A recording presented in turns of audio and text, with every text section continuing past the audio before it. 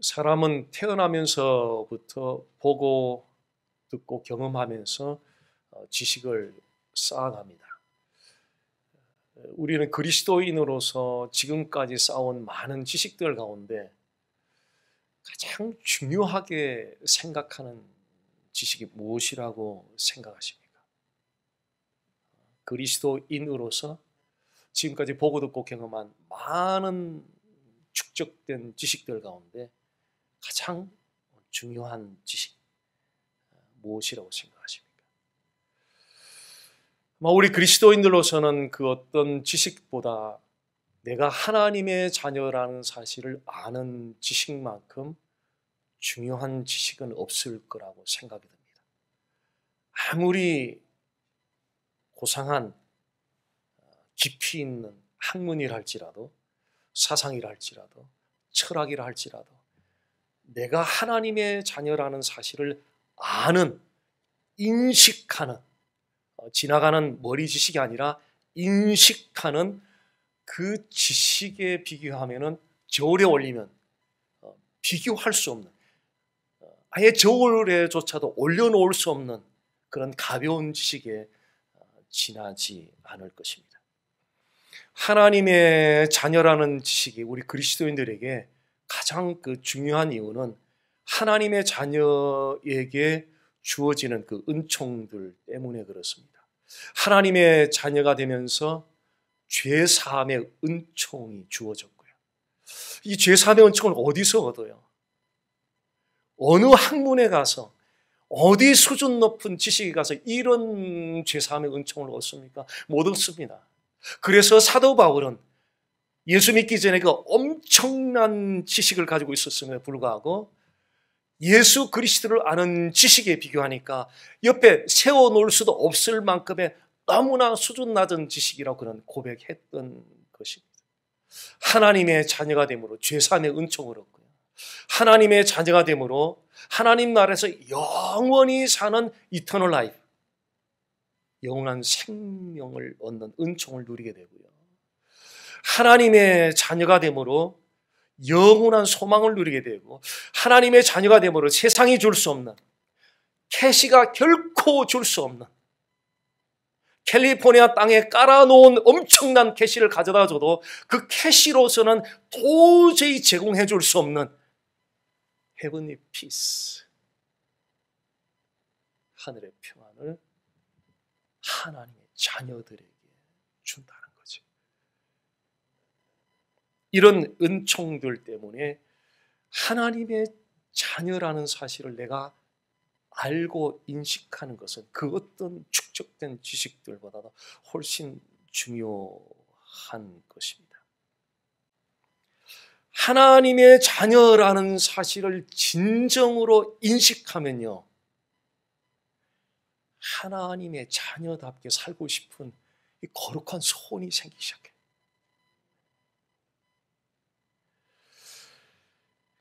오늘 이 말씀은 에녹의 그 믿음을 통해서 우리가 어떻게 하나님의 자녀답게 살아갈 수 있을지에 대한 메시지를 주고 있습니다. 어떻게 하나님의 자녀답게 살아갈 것인가? 에녹의 믿음이 우리에게 주는 메시지 첫 번째는 하나님을 기쁘시게 해드리는 삶을 사는 것입니다. 5절 말씀 보겠습니다. 믿음으로 에녹은 죽음을 보지 않고 옮겨졌으니 하나님이 그를 옮기심으로 다시 보이지 아니하였느니라. 그는 옮겨지기 전에 하나님을 기쁘시게 하는 자라 하는 증거를 받았느니라. 우리는 지지난 시간에 아벨이 하나님으로부터 의로운 자라는 그런 증거를 받았다는 사실을 확인을 했었습니다. 오늘은 이 에녹은 하나님으로부터 하나님을 기쁘시게 하는 자라는 그런 증거를 받았던 인물입니다. 그런데 에녹 당시에 처했던 그 상황을 생각하면 그 상황에서 하나님을 기쁘시게 하는 삶을 살았다는 것은 이 대단히 놀라운 일입니다. 왜냐하면 에녹 당시의 사람들은 거의 다 대다수, 거의 모든 사람들이 죄에 깊이 빠져서 살아가고 있었기 때문에, 죄에 깊이 빠져 살아가던 모든 사람들 가운데서 이 에녹이 하나님을 기쁘시게 하는 삶을 살았다는 것은 마치 진흙탕 속에 들어가서 옷에 진흙 하나 묻히지 않고 빠져나온 것과 같은 엄청난 일이었습니다. 그러면 그렇게 모든 사람들이 죄에 깊이 빠져서 살아가고 있던 그 당시 상황에서 이 에녹이 어떠한 삶으로 하나님을 기쁘시게 하는 삶을 살아들였을까? 6절 창세기 5장 24절 말씀 보겠습니다. 에녹이 하나님과 동행하더니, 에녹 주변의 모든 사람들이 죄에 깊이 빠져서 살아가고 있을 때에 에녹은 하나님과 동행하는 삶을 살았습니다. 하나님과 동행하는 삶을 살았다는 이 너무나 간단한 진술만 가지고는 에녹이 하나님을 구체적으로 어떻게 기쁘시게 해드린 삶을 살았는지를 가늠하기가 쉽지가 않습니다. 이에 대한 보충적인 자료를 신약 성경의 유다서가 제공을 해주고 있습니다. 유다서 1장 14절 15절 말씀 보면은요, 아담의 7대 손 에녹이 이 사람들에 대하여도 예언하여 이르되, 그러니까 에녹 당시의 사람들을 향해서 에녹이 예언을 했던 내용입니다. 보라, 주께서 그 수만의 거룩한 자와 함께 임하셨나니 이는 무사람을 심판하사 모든 경건하지 않은 자가 경건하지 않게 행한 모든 경건하지 않은 일과 또 경건하지 않은 죄인들이 주를 거슬러 한 모든 완악한 말로 말미암아 그들을 정죄하려 하심이라 하였느니라. 쉽게 이야기하면 이런 이야기입니다. 에녹이 당시 죄에 깊이 빠져 살아가고 있던 사람들에게 하나님이 언젠가 다시 오셔서 당신들이 지금 범하고 있는 이 죄에 대하여 반드시 심판하실 것입니다. 이 메시지를 에녹이 당시 사람들에게 증거했었습니다. 에녹이 증거했던 이 예언의 내용은 하나님이 에녹에게 계시해 주셨던 내용입니다. 하나님이 계시해 주셨던 내용을 에녹이 받아서 사람들에게 전했는데, 하나님이 계시해 주셨던 내용을 받아서 사람들에게 전하는 이 역할, 이 직분을 구약 성경에서 선지자들이라고 하죠. 그래서 에녹은 이 선지자 역할을 했던 인물이었습니다. 구약의 선지자들은 무엇보다 하나님과 하나님의 계시의 말씀을 받아서 백성들의 증거하기 위해서는 무엇보다도 하나님과 친밀한 릴레이션십을 가져야만 했습니다. 그래야 하나님의 말씀을 받아서 그 말씀을 소화하고 또 백성들에 선포할 수가 있었던 거죠. 그러니까 하나님과 친밀한 릴레이션십을 가지는 것, 이것이 바로 하나님과 동행하는 삶의 바로 핵심이라는 거죠. 즉 하나님과 동행한다, 이 이야기는 하나님과 친밀한 아주 인티머시한 펠로십을 가진다, 그분과 그 친밀한 관계를 가진다, 그런 의미를 가지고 있습니다. 사랑하는 사람과 산책로를 걸으며 친밀한 교제를 가진다고 한번 상상해 보십시오. 나중에 어떤 일이 일어날 것 같습니까? 사랑하는 사람의 말을 들으며 또 말을 하며 서로 주고받고 하는 대화 가운데 사랑하는 사람의 마음이 자꾸 헤아려지기 시작해요. 친밀하게 교제를 나누면 나란히 이렇게 걷다 보면은 사랑하는 사람의 마음이 헤아려지니까 그 다음에는 사랑하는 사람이 원하는 일을 하고 싶어져요. 하나님과 친밀한 이 교제 관계가 이 중요한 이유가요, 하나님과 친밀한 교제 관계를 가지면 하나님의 마음이 헤아려지기 시작해요. 하나님 아버지의 마음이 헤아려지기 시작하다 보니까 하나님 아버지가 기뻐하는 일, 원하는 일을 하면 좀 살고 싶은 거예요. 하나님 아버지가 하나님이 원하는 목회를 하고 싶은 거예요. 하나님이 원하시는 교회 생활을 하고 싶은 거예요. 하나님이 원하시는 가정 생활을 하고 싶은 거예요. 하나님이 원하시는 커뮤니티 생활을 하고 싶은 마음이 우리 안에서 막 디자이어 되기 시작하는 거예요. 하나님이 원하시는 삶을 살기 시작할 때 그 삶이 바로 그 하나님을 기쁘시게 해드리는 거예요. 에녹의 믿음이 우리에게 도전하는 첫 번째 메시지는 하나님을 기쁘시게 하는 삶을 사는 것입니다. 저희 집에 두 딸이 티네이저 때 처음으로 땡스기빙 때 자기들이 직접 쿡을 해서 이제 땡스기빙 푸드를 준비하더라고요. 얼마나 열심히 하는지요. 근데 땡스기빙 때 테이블에 음식이 올라왔어요. 탁 먹는데 이거 아닌 거예요. 이거 아니야. 그런데 제가 미국 와서 그 땡스기빙 음식을 먹은 중에 가장 행복하고 기뻤던 날이었어요. 음식한 그 요리 맛이 부족했는데, 형편없었는데, 근데 엄마 아빠를 기쁘게 해드리고자 하는 마음으로 그 요리한 그 딸들의 그 마음을 기억하니까 음식 맛은 저리 가라 그 마음 때문에 너무너무 행복한 땡스기빙 데이를 맞이했던 적이 있었습니다. 우리 하나님을 기쁘시게 해드리고자 하는 이 마음의 중심만 있으면 행여나 우리가 하는 일이 프로페셔널하지 않아도, 때로는 서툴러도, 때로는 부족해도 하나님은 우리의 그런 그 외형적인 어떤 모습이 물론 세련되고 프로페셔널하면 더 좋겠죠. 근데 하나님이 먼저 보시는 것은 외형적으로 비록 서툴지만 울퉁불퉁하지만 부족하지만 불충분하지만 그 마음의 중심에 그 하나님을 기쁘시게 해드리고자 하는 그 마음의 중심을 가지면 그 마음의 중심을 보시고 하나님은 기뻐하신다는 거예요. 어떻게 하나님의 자녀답게 살아갈 것이냐, 그것은 어떻게 하면 하나님을 기쁘시게 해드리는 삶을 살아갈까. 이 생각을 적어도 하루에 5번만 하고 산다면 내가 어떻게 하나님을 기쁘시게 하면서 살지? 가정에서는 내가 하나님을 오늘 하루 어떻게 기쁘게 하면서 살지? 교회에서는, 또 커뮤니티에서는, 직장에서는, 비즈니스에서는 내가 어떻게 하나님을 기쁘시게 하는 삶을 살지라는 이 생각을 하루에 5번만 하고 산다면 아마 이전과는 다른 우리의 삶이 분명히 주어질 거라고 생각합니다.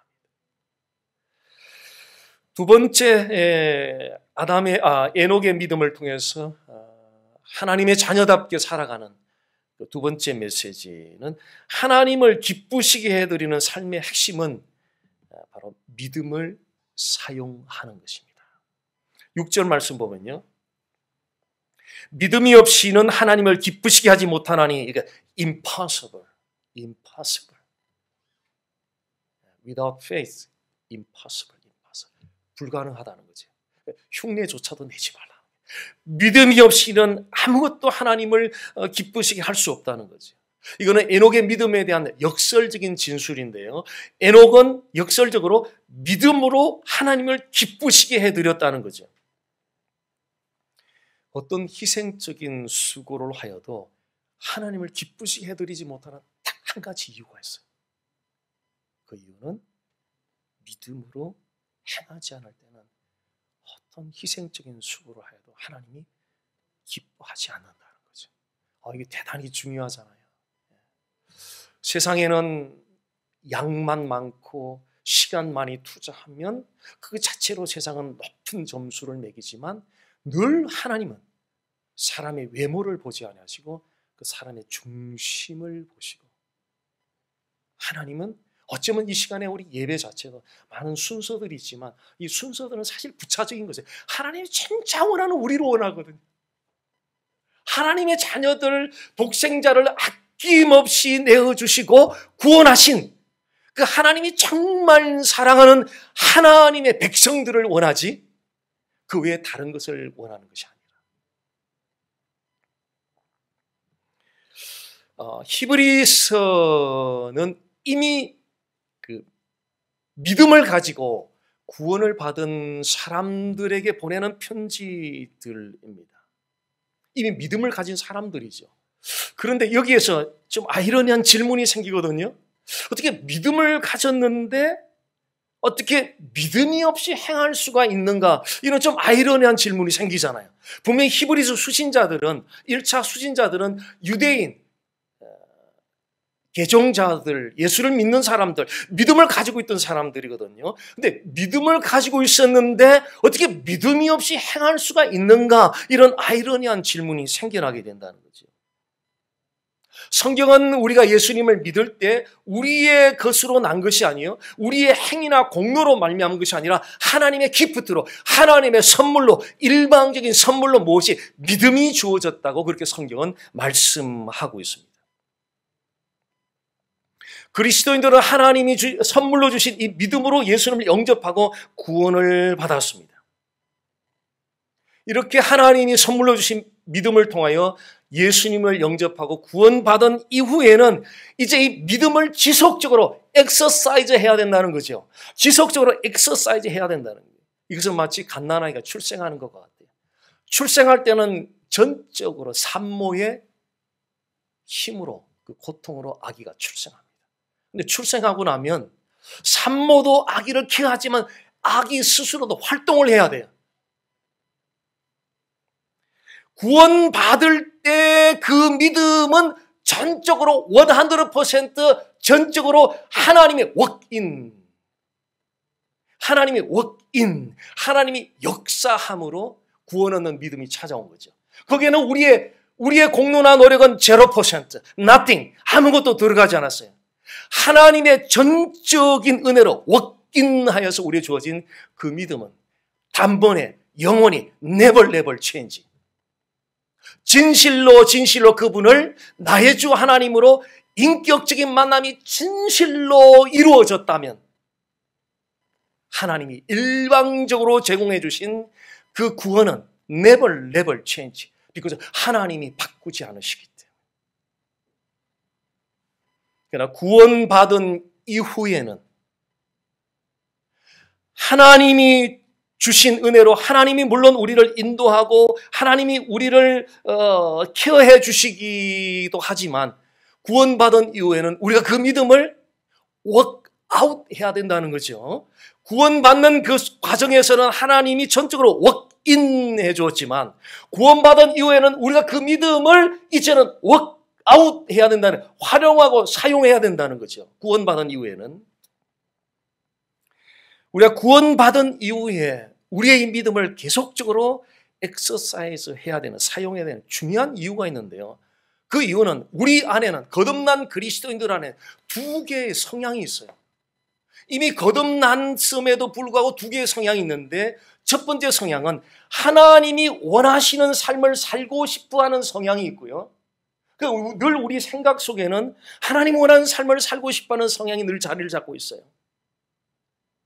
또 하나의 성향은 하나님이 원하는 삶을 살고 싶지 않은, 거부하고 싶은 성향이 또 있어요, 동시에.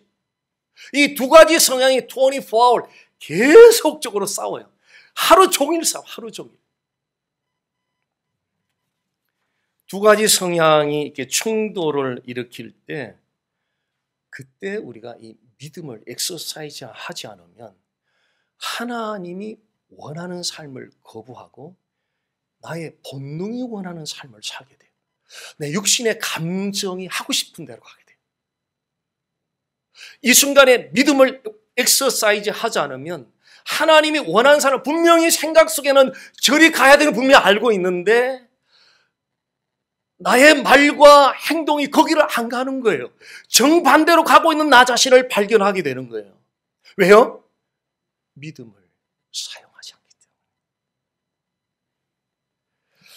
하나님이 원하는 삶과 하나님이 원하는 삶을 거부하고자 하는 두 가지 성향이 충돌할 때 믿음을 사용하면 내가 생각했던 대로 하나님이 원하는 삶 쪽으로 나의 행동이 그쪽으로 걸어가기 시작해요. 이게 승리한 거예요. 이게 소위 우리의 인격이 머튜얼해져 가는 거예요. 우리는 본능대로 사는 존재들이 아니고요. 감정대로 사는 사람들은 예수 믿지 않는 사람도 그렇게 살 수 있어요. 그러나 적어도 하나님의 자녀라는 그 신분에 대한 정확한 인식, 지식을 갖고 있는 사람들은 적어도 본능대로 내 감정이 우러나는 대로 살아가지 않습니다. 왜냐하면 믿음을 엑서사이즈하기 때문에. 나중에 가면은요, 어떤 인생이 정말 아름다운 인생이 되는 줄 알아요? 멋진 인생이 되는지 아십니까? 믿음을 사용해서 우리의 육신의 감정을 꺾어서 하나님이 원하는 방향으로 가는 과정에는 엄청난 사투가 벌어져요. 남들은 모르죠. 그러나 내면에서는 엄청난 사투가 벌어져요. 그런데 괴로운데 고통스러운데 믿음으로 이기고 하나님이 원하는 삶으로 걸어가면 그 삶이 점점 아름다워져요. 이렇게 해서 우리의 생이 아름다워져 가는 거예요. 막연하게 어쩌다가 운이 좋아서 아름다워지는 법은 없어요. 하나님이 아름답게 해줘야 아름다워지는 거예요.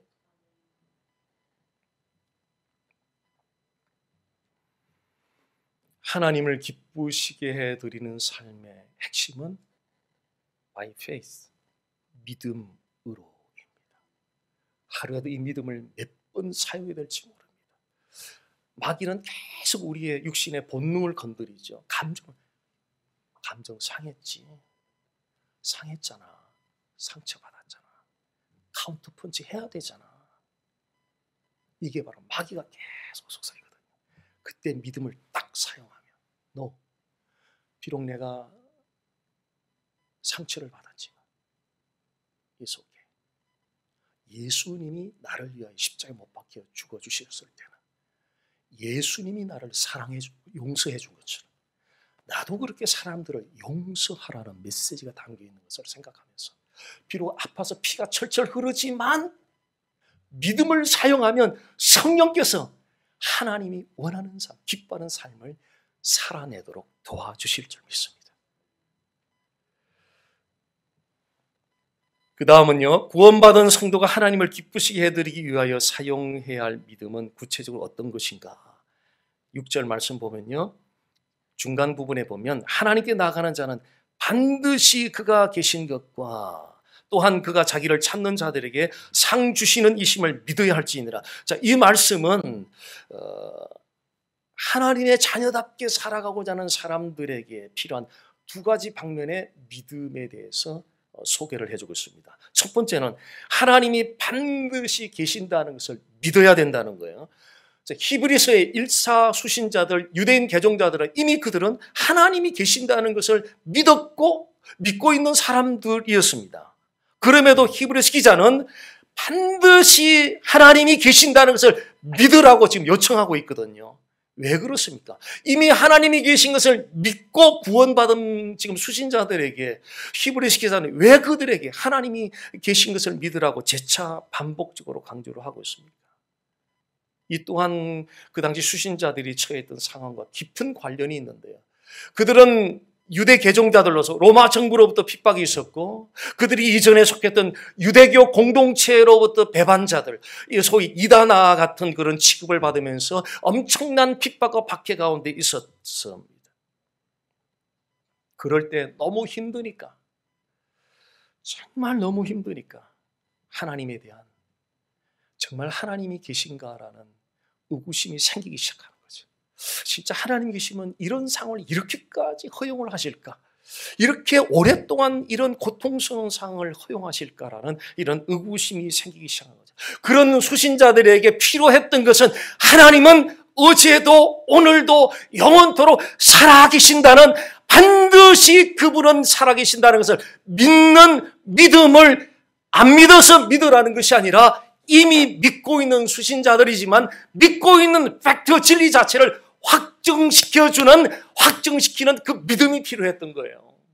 그래서 히브리서 기자는 수신자들에게 그가 계신 것을 믿으라고 요청을 했던 것입니다. 상황이 어려우면 이 당시 수신자들만 그런 것이 아니라 우리들도 마찬가지입니다. 저도 마찬가지고, 정말 하나님이 계신가? 끝도 없을 것 같은, 언제까지 일어나는 것인가? 이런 생각 때문에 하나님이 계신 것에 대한 의심이 생기기 시작합니다. 하나님이 계신 것에 대한 의심이 생기면 그 다음에 모든 기독교에 관련된 모든 것들은 진실이 아니에요. 진실이 아니고 표면적으로 믿는 모양을 내는 것에 지나지 않습니다. 하나님이 계신다는 것을 믿지 않는데 그 다음에 성립될 것이 뭐가 있어요? Nothing. 아무것도 성립이 되지 않습니다. 하나님에 대한 존재에 대한 의심이 생길 때, 그럴 때 우리는 성경을 주목해야 돼요. 우리의 감정을 주목하면 안 돼요. 바로 이 복음에 아주 신비로운 원리가 있는데요. 율법은 또 복음 바깥에 있을 때는 나에게 지금 무슨 일이 일어났는가에 거기에 함몰되게 만들어요. 왜 일어났지? 왜? 그거 분석하느라고 그 늪지대에 빠져버리는 거죠. 근데 복음은 왜에 집중하지 않아요. 물론 분석은 하지만 거기 오랫동안 머물지 않아요. 어떻게 이거를 빌드업 해갈 것인가. 거기에 초점을 맞추기 시작해요. 왜? 초점을 일어난 시츄에이션에 초점을 두지 않고 하나님께 두다 보니까, 하나님을 주목하다 보니까, 하나님을 주목하니 이 상황 이제 어떻게 다시 한번 회복시켜가지 이곳에 초점하다 보니까 여기에 사람을 살려내는 역사가 일어나게 된다는 거죠. 성경을 주목해야 되는데요. 우리의 감정을 주목하는 것은 성경을 주목해야 되는데, 성경은 만물이 조성되기 전에 하나님은 이미 영원전부터 계셨다라고 그렇게 증거를 하고 있습니다.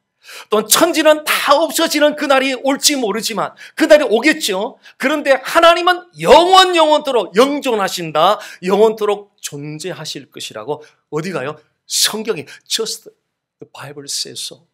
성경이 그렇게 말씀하기 때문에 우리는 신뢰하고 믿는 것이죠. 우리의 감정이 안 따라주지만, 너무 어려워서 힘들어서 하나님이 계신다는 사실에 대해서 내 감정은 그게 따라가 주지 않지만 성경이 그렇다고 하니까 그렇게 믿는 거죠. 하나님은 성경을 통해서 자신의 존재를 증명하려고 거기에 시간을 허비하지 않습니다. 성경을 통해서 내가 존재한다 봐라, 그렇게 시간 허비를 하지 않습니다. 하나님은 일방적으로 내가 존재한다 그냥 선포하고 수신자들에게는, 독자들에게는 믿음을 요구한다는 거죠. 계신가 안 계신가 증명하기 위해서 거기에 시간을 투자하라고 하지 않고 믿을 것이냐 말 것이냐 믿음을 요구한다는 거죠. 결국 하나님이 존재하느냐 존재하지 않느냐의 문제, 이거는 움직일 수 없는 진리이기 때문에요. 문제는 그 진리를 확신하는 믿음이 있느냐 없느냐의 문제다.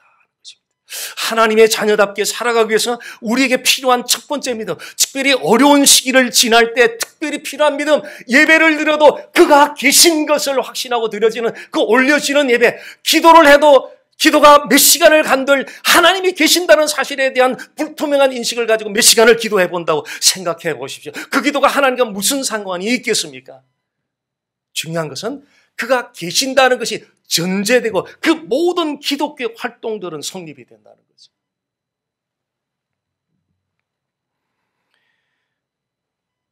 하나님의 자녀답게 살아가기 위해서 우리에게 요구된 두 번째 믿음은 하나님은 자기를 찾는 자들에게 상 주시는 이심을 믿어야 된다는 것입니다. 히브리서 기자는 수신자들에게 하나님은 자기를 찾는 자들에게 상 주시는 분이시다라는 사실을 알려주고 있습니다. 이것은 하나님의 선하신 성품을 지금 반영하고 있습니다. 아주 힘들고 어려울 때 마귀가 속삭입니다. 정말 하나님이 선하신가? 정말 하나님 나를 사랑하시는가라는 의문을 가지게 합니다. 그럴 때 우리가 이 믿음을 사용해야 됩니다. 어떤 믿음? 하나님은 자기를 찾는 자들에게 상 주시는 이심을 믿어야 할지니라. 그래서 이 암송, 묵상 암송이 파워풀한 것이요. 아주 오래전 한 27, 8년 전에 대학생 아이들 데리고 맘모스 마운틴에 스키 출입을 갔었는데요. 저는 그때 뭐 스키라고는 처음 타봤잖아요. 근데 뭐 케이블카 정상까지 올라가는데 굉장히 기분 좋더라고요. 휘파람 보면서 올라갔는데 문제는 그때부터 문제인 거예요. 몇 발짝 그네 뚜럭뚜럭 넘어지니까 대학생 애들은 창피하기도 하고 아유 괜히 올라왔다 싶었어요. 근데 자꾸 넘어지니까 자꾸 마음에 오기가 발동돼가지고 한번 내려가면 보자. 다시 한번 도전하겠다 해서 내려가서 두 번째 케이블 타고 올라왔는데 그 다음부터 타지기 시작하네. 오고 내내 얼마나 엔조이 했는지 몰라요. 그런데 저녁 때가 됐는데 스키복 입고 스키 신발 좀 그 시간까지도 밑에서 그냥 아장아장 그냥 스케이트 흉내내는 사람들이, 그러니까 이게 스키를 못하는 거죠. 기독교는 하나님을 엔조이, 즐거워하는 거거든요. 즐거워하는 거거든요. 스키를 타듯이. 근데 옷을 입고 신발은 다시 넣는데 스키를 즐기지 못해요. 예수님을 구원받았는데 예수님을 즐기지 못해요. 예수님을 어떻게 즐겨요? 그분의 말씀을 계속 묵상하고 암송해 보십시오. 음식도요, 저처럼 딱 삼켰다가 몇 번 하고 꿀꿀꿀 넘어가면 음식 맛을 잘 몰라요. 근데 계속 되새김질하면 음식 맛을 계속 느끼잖아요. 하나님 말씀을 똑같은 말씀이라 계속 묵상하고 암송하다 보면은 성령이 그 속에서 역사를 해주거든요. 막 안에서 희열이 올라오기 시작하잖아요. 희열. 그러니까 예수님을 엔조이하는 길이 바로 이걸 하는 거예요. 많은 우리의 안에 머리 지식이 있지만 과연 그 머리 지식을 얼마나 엔조이하고 있느냐라는 질문을 던졌을 때에 우리의 많은 의문이 남거든요. 기독교는 그런 거 아니죠. 진도를 나가는 데 목적이 있는 것이 아니라 기독교는 그분 자체를 즐거워하는 데 있거든요. 학문이 아카데미가 아니잖아요. 그분을 정말 엔조이하는 진짜 기독교를 우리가 누리기 위해서 하나님의 말씀을 묵상하고 암송하는 이것을 우리는 해야만 해요. 암송을 하면요, 수고하고 무거운 짐 자들아 딱 요 파트에 가서도 성령이 어느 시간에 어떤 은혜를 부어질지 몰라요. 그냥 막 풍선 터지듯이 마음에 희열이 팡 펴져가지고 그 즐거움, 그것이 기독교라는 거죠.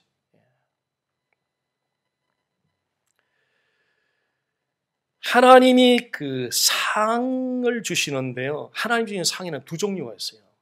궁극적으로 주시는 상은 우리의 영혼이 하나님으로 인하여 즐거워하는 상을 주세요. 하나님은 자기를 찾는 자들에게 그들의 영혼이 하나님으로 인하여 즐거워하는, 하나님으로 즐거워하면 입에서 노래가 막 나오기 시작하죠. 그래서 하나님으로 인하여 즐거워, 이거는 궁극적이고도 영원한 우리의 상급이에요. 그런데 하나님은 그것만 주는 것이 아니라 이 땅에서 우리가 필요한 삶의 니드도 주신다는 거예요.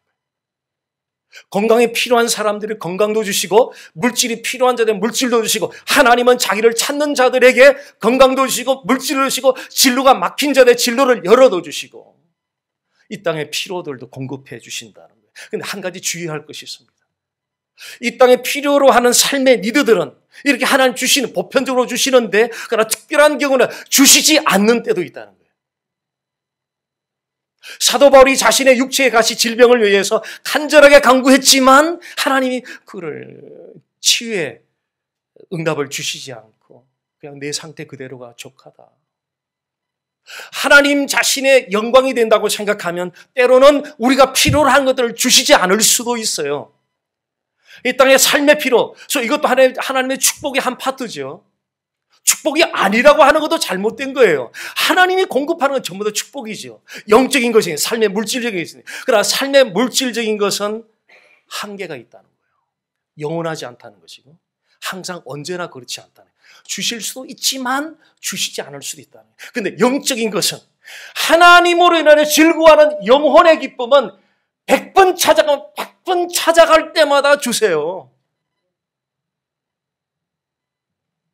이것이 바로 복의 본질이라는 거죠. 그래서 몸이 아픈 중에도, 경제적으로 좀 어려운 중에도, 인생의 각종 문제들이 얽히고 설킨 가운데서도, 좀처럼 인생이 풀리지 않는 그런 삶의 상황들 가운데서도 하나님으로 인하여 즐거워하는 그 즐거움이 있기 때문에 인내가 가능한 거예요. 성품이 좋아서 인내하는 것이 아니라 사람의 성품은 아무리 좋아도 때가 되면은 다 한계 앞에 넘어지고 맙니다. 우리 성품 때문에 인내해가는 그런 거 말고요. 하나님이 우리 영혼에 주는 그 즐거움 때문에 그 즐거움이 너무 감격스러워서 그 즐거움의 감격에 떠밀려서 인내가 되는 거예요. 참아지는 거예요. 견뎌지는 거예요. 이 길을 계속 갈 수 있는 거예요. 또 가고 또 가고 또 달려갈 수 있는 거예요. 왜? 그 감격이 너무나 크기 때문에 막 떠밀어 주는 거예요. 쓰러질만 하면 또 떠밀어주고, 쓰러질만 떠밀어주고. 누가 나이로 사람을 평가? 저는 그렇게 생각하네요. 저는 90 가도 이 열정 멈추지 못할 것 같아요. 사람의 젊음과 노쇠는 진짜 나이로 계산되는 것이 아니라 하나님을 향한 열정으로 계산되는 것이라고 생각합니다. 단 하루를 살아도 하나님 주는 즐거움으로 살아갈 수 있다. 그것이 바로 천국이 아니겠습니까? 기도드리겠습니다.